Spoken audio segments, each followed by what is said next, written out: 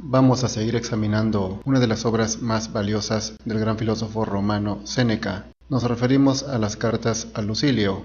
En la carta número 19 dice: ¿Por qué andas esperando que no te quede nada por desear? Nunca llegará ese momento. Te hayas metido en tal clase de vida, que nunca pondrá fin a tus miserias y a tu esclavitud.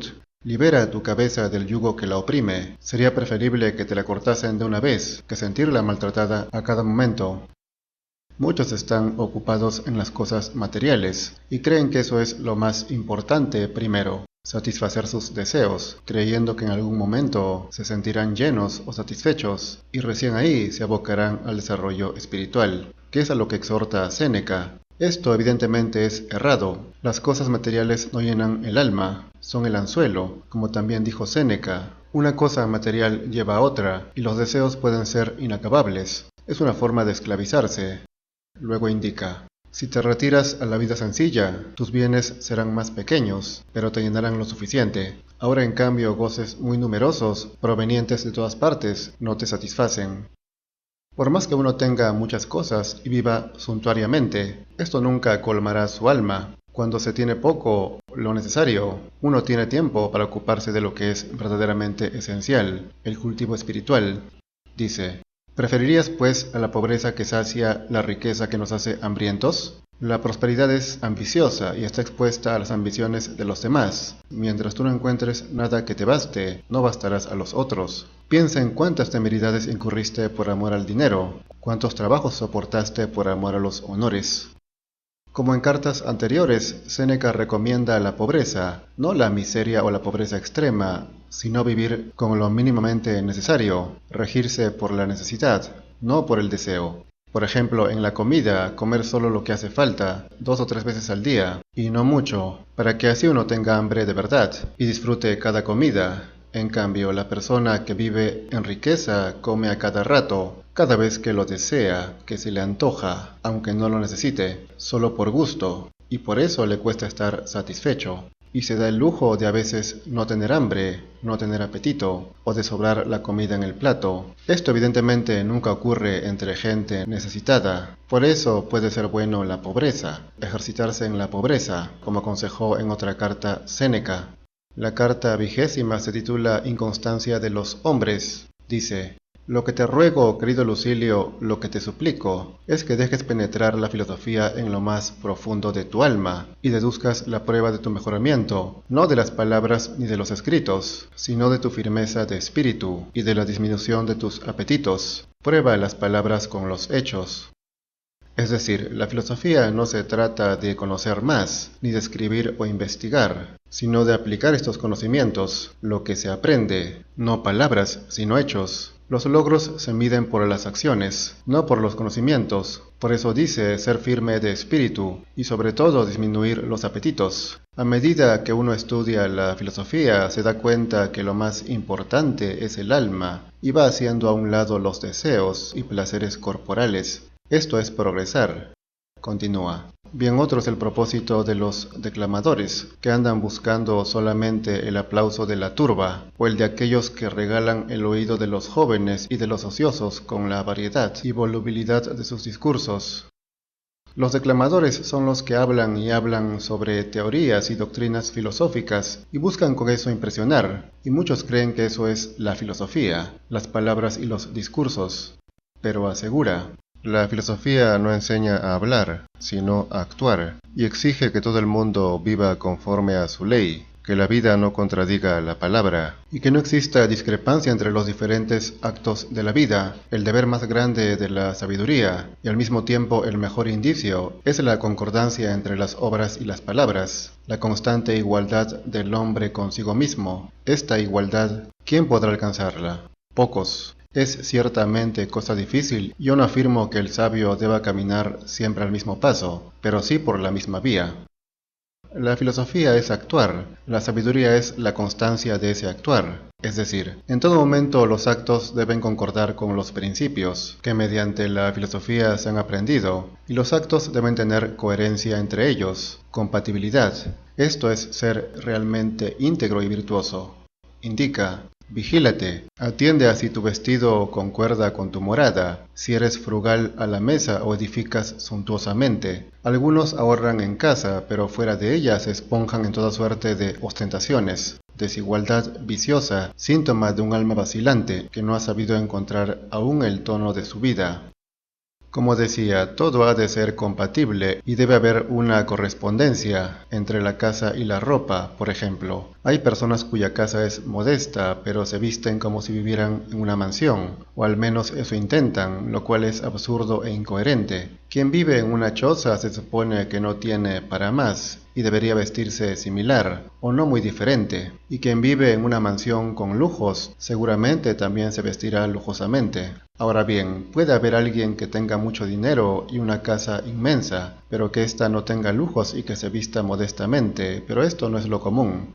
De manera que dice, ¿qué es la sabiduría? Querer siempre lo mismo, rechazar siempre lo mismo, que lo que quieras sea siempre algo recto, ya que no es posible que la misma cosa guste siempre al mismo hombre, pero sí la rectitud. Los hombres no saben lo que quieren, sino el momento en que lo quieren. Cada día cambiamos de parecer, situamos las cosas a la inversa, y son mayoría los hombres que tratan la vida como un juego. Procura pues salir adelante con lo que comenzaste y tal vez lograrás elevarte a la cumbre de la sabiduría. Entonces, la sabiduría es consistencia, permanencia, firmeza con la filosofía, aprender ciertos principios rectos y practicarlos y mantenerlos a lo largo del tiempo, y esto debe ser en esencia básicamente lo mismo, o sea, las acciones pueden ser diferentes y variadas, pero deben tener la misma base, el mismo principio, recto como dice, no algo malo o torcido. Luego indica, aquello que por ti mismo nunca conseguirás aclarar, te lo aclarará la pobreza, pues ella te conservará los amigos verdaderos y seguros, y alejará a aquellos que acudan a ti por otra cosa que por ti mismo. ¿No es cierto que la pobreza sería estimable aunque no fuese más que por el solo hecho de hacernos ver los que nos quieren de veras? ¿O cuándo llegará el día en que nadie mentirá para hacerte honor? Hacia ahí han de dirigirse tus pensamientos, hacia ahí han de ir tus afanes y deseos, sin pedir nada más a los dioses, a estar contento contigo mismo y con los bienes que nacen de ti mismo. Redúcete al nivel más humilde, un nivel del cual no puedas ya caer. Séneca resalta las ventajas de la pobreza. En efecto, cuando uno quita los adornos que tiene encima, las posesiones y las cosas, aunque crea que es el mismo, no lo es para los demás, pues la gente se guía por las apariencias, y cuando luzcas diferente, también te tratarán diferente. Algunos se alejarán, otros se acercarán. Sabrás quiénes realmente son amigos y te aprecian por lo que eres, sin esas cosas. Por eso dice que debes contentarte con los bienes que nacen de ti mismo, o sea, lo que tienes dentro, no con lo que viene de fuera y que te pones encima, ya sea una casa, un auto o una prenda. Cita una sentencia de Epicuro. Serán mucho más impresionantes, créeme tus palabras, si las pronuncias en un catre o vestido de harapos, ya que entonces no serán palabras, sino pruebas. Sócrates, por ejemplo, o los filósofos cínicos, rechazaban el placer y despreciaban las cosas materiales, y ante todo por eso era que uno los escuchaba y aprendía de ellos, porque su vida y sus acciones concordaban con sus principios. Séneca alude al filósofo cínico Demetrio. Sin duda escucho con otro espíritu las enseñanzas de nuestro Demetrio, cuando le he visto sin nada, desnudo, echado sobre algo peor que la paja. No es maestro de la verdad, sino testigo de ella. Es decir, Demetrio no solo enseña la verdad, sino que la practica. Sin embargo, reconoce Séneca que el catre o los harapos son argumentos bien débiles de buena voluntad, a menos que se vea que no es por necesidad, por lo que se soportan tales cosas, sino por libre preferencia. A saber, si la sabiduría es la vida sencilla y el ejercitarse en la pobreza, esto no significa que el catre o la forma de vestir pobre sean pruebas de sabiduría a primera vista, pues tendríamos que la mayoría del mundo resultaría sabia, pues en el planeta abunda la pobreza y muchos millones extremadamente pobres se mueren de hambre. Pero a esto no se refería Séneca, sino a vivir con lo indispensable, no que te falte incluso eso. Entonces, uno tiene que saber si aquel que vive en la pobreza o como pobre lo hace por voluntad propia o simplemente porque no tiene otra alternativa, que es el caso de prácticamente todos los pobres, porque difícilmente alguien elegirá vivir en la pobreza si es que tiene suficiente dinero o más. Seguro que los hay, pero serían extremadamente pocos. De manera que el catre o la ropa harapienta son pruebas de sabiduría solo cuando uno los ha elegido voluntariamente. Prosigue.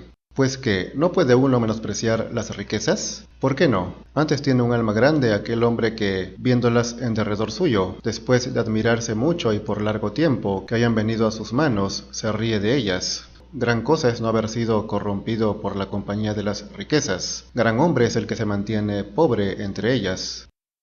Incluso aunque uno sea rico, puede vivir como pobre, como hartamente Séneca aconseja y sostiene, pues más difícil sería despreciar la riqueza para alguien que la tiene cerca, o despreciar los lujos para alguien que tiene bastante dinero como para tenerlos. Entonces, la riqueza no tiene por qué ser una razón para corromperse, aunque la realidad es que la riqueza corrompe a casi todos. Por eso los socráticos aconsejaban no acercarse a ella, ni tenerla, o cuidarse mucho de poseerla. Finalmente dice, hay que tomarse de cuando en cuando unos días en que, mediante una pobreza simulada, nos preparemos a la verdadera. Hemos de despertar del sueño nuestra alma y estimularla, recordándole que la naturaleza nos ha deparado el mínimo indispensable. Es lo que en muchas cartas recomienda Séneca, vivir según la naturaleza, y la naturaleza pide muy poco, solo agua y comida suficiente, un techo y un lecho, han de bastar para satisfacer al cuerpo, y estar sano, y emprender el desarrollo del espíritu, que es lo único que le da valor al ser humano.